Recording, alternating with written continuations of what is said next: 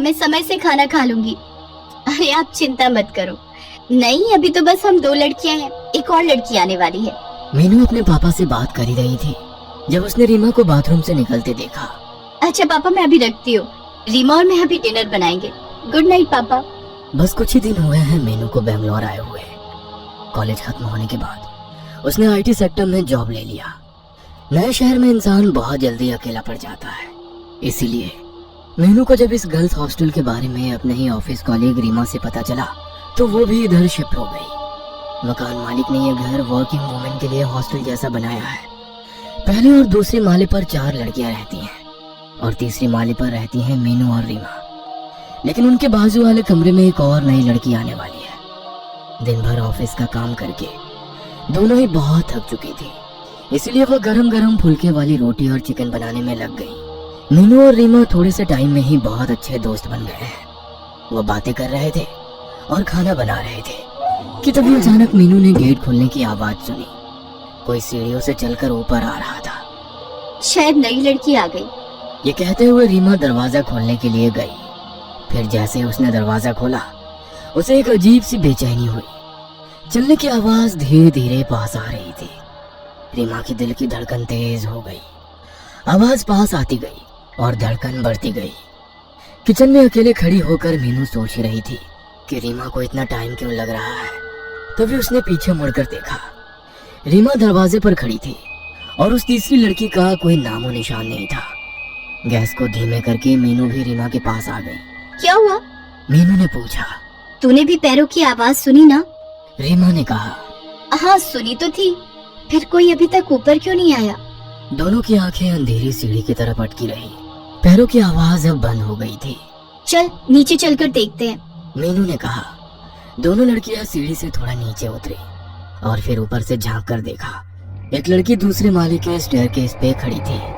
ऊपर से देखने पर लड़की का घुंघराले बालों से ढका हुआ सर नजर आ रहा था, लेकिन उसका चेहरा देख पाना मुश्किल था। उस लड़की के एक हाथ में सूटकेस और दूसरे हाथ में उसका फोन था। वो फोन पर अपनी माँ से बात कर रही थी। ध्यान से सुनने पर उसकी बातें सुनाई पड़ रही थी। हाँ माँ, खा लूंगी, आप अपना ध्यान रखना, जल्दी ही मिलती हूँ। रीमा और मीनू दोनों उसको ऊपर से चुपके चुपके देख रहे थे और उसकी बातें सुन रहे थे। तभी अचानक लड़की ने सर उठाकर ऊपर देखा।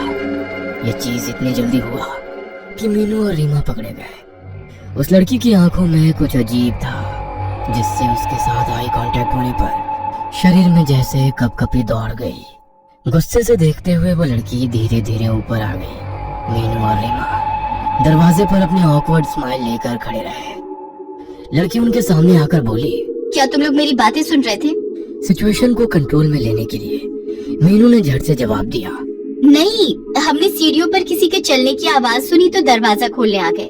लैंडलॉर्ड अंकल ने बोला था कि तुम आज आने वाली हो। मीनू की हाँ में हाँ मिलाते हुए रीमा ने कहा। हम बस तुम्हारा इंतजार कर रहे थे। ये मीनू है और मैं रीमा। नई लड़की ने शक भरी नजरों से दोनों को देखते हुए कहा। मैं जामिनी।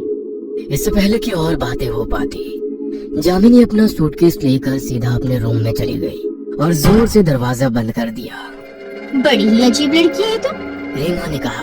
नई नई आई है, शायद फैमिली को मिस कर रही है। चलो खाना खाकर सो जाते हैं, कल सुबह मीटिंग के लिए जल्दी उठना है। मीनू किचन में वापस चली गई। खाना खाकर दोनों लड़की गहरी नींद सो रही थी। अचानक प्यास लगने पर मीनू जाग गई। पानी का जग मेज पर रखना वो भूल गई थी। रीमा गहरी नींद में उसी के बाजू में सो रही थी। कहीं उसकी नींद भी टूट ना जाए ये सोचकर मीनू बिना लाइट ऑन किए किचन की तरफ चलने लगी। किचन के बाजू में ही जामिनी का कमरा था। उसका दरवाजा तब भी बंद था। किचन से पानी पीकर मीनू अपने रूम की तरफ लौट ही रही थी कि तभी उसे किसी के फुसफुसा कर बात करने की आवाज सुनाई दी। ध्यान से सुनने पर समझ आया कि आवाज जामिनी के कमरे से आ रही थी। मीनू ने मन ही मन सोचा, ये लड़की इतनी रात गए किससे बात कर रही है? एक कौतूहल मीनू के मन में जागे। बहुत आहिस्ता से थोड़ी सी भी आवाज किए बिना मीनू जामिनी के दरवाजे तक पहुंची। फिर उसने होल से रूम के अंदर झांक कर देखा तो जामिनी बेड पर बैठी है। उसके खुले काले बाल हवा में उड़ रहे हैं और उसके सामने टेबल पर एक कैंडल जल रही है। जामिनी हाथ में एक फोटोग्राफ पकड़े हुए बेड पे बैठे बैठे झूल रही है और पागलों जैसे बड़बड़ कर रही है। उसके शब्द अच्छे से सुनाई नहीं पड़ रहे हैं, लेकिन उसका ऐसा झुलना काफी डरावना लग रहा है। मीनू कुछ समझ नहीं पा रही थी कि ये नई लड़की ऐसी क्यों है, कि तभी उसने ऐसा कुछ देखा जिससे उसके रोंगटे खड़े हो गए। जामिनी ने फोटोग्राफ को टेबल पर रखा और एक छोटा सा बक्सा उठाया। बक्से का ढक्कन खोल के उसके अंदर से उसने एक छिपकली निकाली। जामिनी ने छिपकली को उसके पूंछ से पकड़ा हुआ था। उल्टी लटकती हुई छिपकली अपने जान की भीख मांगती हुई हवा में तैर रही थी, लेकिन जामिनी ने उसकी जान नहीं बख्शी। उसने अपना मुंह खोला और बिना हिचकिचाए उस छिपकली को निगल गई। घिन और भय से मीनू का शरीर सुन्न पड़ गया था। कैसे कोई जीता जागता इंसान छिपकली खा सकता है? कुछ तो गड़बड़ है इस लड़की के साथ। तभी अचानक जामिनी ने मीनू की तरफ सर घुमाया। पता नहीं कैसे बंद दरवाजे के उस पार से जामिनी को पता चला कि मीनू उस पर नजर रख रही है। ऐसा लगा जैसे किसी ने जामिनी को इत्तला किया हो। मीनू झट से पीछे हो गई और एक सेकंड रुके बिना अपने रूम में आकर दरवाजा बंद कर दिया। डर के मारे उसकी सांस फूल गई थी, होठ कांप रहे थे। जामिनी के रूम का दरवाजा खोलने की आवाज आई, फिर उसके पैरों के चलने की आहट मीनू के रूम के बाहर आकर रुक गई। मीनू ने सोचा कि कुछ भी हो जाए जामिनी को पता नहीं चलने देना है कि उसने उसको देख लिया है। 2 मिनट तक कोई आवाज नहीं, केवल मीनू के दौड़ती हुई धड़कन सुनाई दे रही थी। फिर जामिनी के दरवाजा बंद करने की आवाज आई। जामिनी अपने रूम में चली गई है या नहीं ये तसल्ली करने के लिए मीनू ने जैसे ही अपने की होल से दरवाजे के उस पार झांका तो की होल के दूसरी तरफ से एक आंख को खुद के ही रूम के अंदर देखता हुआ पाया। उस आंख की पुतली इंसानों जैसी नहीं थी। उस आंख की पुतली गहरे लाल रंग की थी, जैसे खून से भरी हुई हो। मीनू को लगा जैसे उसका सर घूम रहा है और वो बहुत जल्दी बेहोश होने वाली है। मीनू, मीनू उठ जाओ, लेट हो जाएगा ऑफिस के लिए। रीमा की आवाज से मीनू जाग गई। उठते ही उसको कल रात को देखी हुई सारी घटनाएं एक बुरे सपने जैसी लगने लगी। क्या हुआ था कल रात? जो कुछ भी मीनू ने देखा था, क्या वो सब उसका वहम था? कुछ समझ नहीं आ रहा था मीनू को। मीनू जब नहा धोकर ऑफिस के लिए बाहर आई तो उसे जामिनी सीढ़ियों पर खड़ी हुई मिली। जामिनी के चेहरे पर एक अजीब सी मुस्कान थी। कोई बात किए बिना मीनू जामिनी को इग्नोर करके ऑफिस चली गई, लेकिन सारा दिन उसका मन बेचैन ही रहा। कितनी भी कोशिश करके मीनू अपने काम पर कंसंट्रेट नहीं कर पाई। लंच ब्रेक के टाइम रीमा ने मीनू से कहा, क्या बात है, आज तुम कुछ परेशान सी लग रही हो? तबीयत तो ठीक है ना? तुम्हें ये जामिनी कुछ अजीब नहीं लगती? हाँ, अजीब तो है। आज भी सुबह मैंने उसको अपनी माँ से बात करते हुए सुना, लेकिन माँ से कौन इतना छुप छुप कर बात करता है, समझ नहीं आया। मीनू ने कल रात की बातें रीमा को नहीं बताई। ऑफिस का काम खत्म करके मीनू उस दिन घर वापस आ गई। रीमा अपने मौसी के पास गई थी तो आज तीसरे माले पर बस मीनू और जामिनी ही थी। खाना बनाने का आज मन नहीं था, इसलिए मीनू ने रोटी सब्जी खरीद लिया था। वो किचन में अपना खाना परोसी रही थी कि तभी उसका फोन बजा। पापा का कॉल था। हाँ पापा, बोलिए। बेटा, सब ठीक है ना? नई रूममेट से दोस्ती हुई? नहीं, वो उतनी बात नहीं करती। हाँ, मकान मालिक ने बताया मुझे। बेचारी, तुम और रीमा उसका थोड़ा ख्याल रखना बेटा। किसी के बुरे दिन में साथ देना दोस्तों का काम होता है। हम दोस्त नहीं है पापा, लेकिन आप क्या बात कर रहे हो? क्या बुरा है जामिनी के साथ? अरे बेटा, कुछ ही महीनों पहले उसकी माँ गुजर गई। अपनी माँ के सिवा और कोई नहीं था उसका इस दुनिया में। मकान मालिक भी बहुत दुख के साथ बता रहे थे। थोड़ा ध्यान रखना उसका बेटा, ठीक है ना? मीनू के हाथ से उसका फोन गिर गया। फोन का कांच टूटने की आवाज मीनू के कानों में गूंजती रही, लेकिन इस अचानक सदमे की वजह से उसका पूरा शरीर बर्फ जैसा जम गया था। अगर जामिनी की माँ को मरे हुए महीनों हो चुके हैं तो फिर जामिनी फोन पर अपनी माँ से कैसे बात करती है?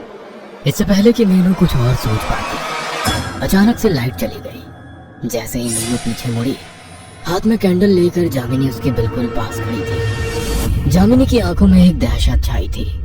डरावनी आवाज में उसने मीनू से पूछा, आप अंधेरे में खाना कैसे खाओगी मीनू?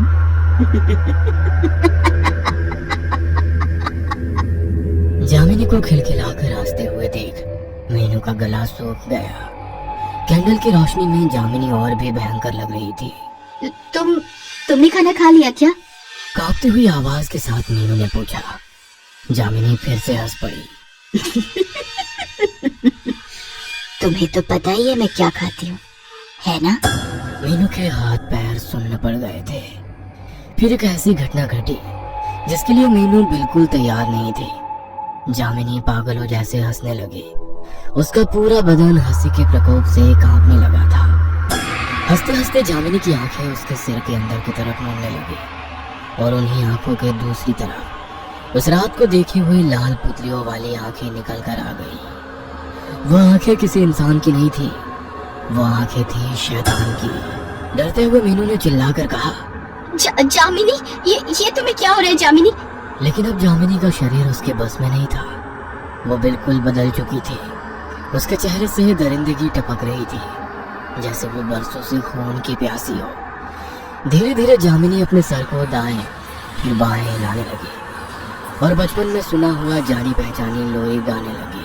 लकड़ी की काठी, काठ पे घोड़ा, घोड़े की दुम पे जो मारा, हथौड़ा, दौड़ा दौड़ा दौड़ा घोड़ा, तुम उठा के दौड़ा। पर अब उसके गले से जो आवाज निकल रही थी वो किसी लड़की की आवाज नहीं थी, वो आवाज थी किसी पिशाच की। ऐसे गाते हुए जामिनी मीनू के ऊपर झपटी।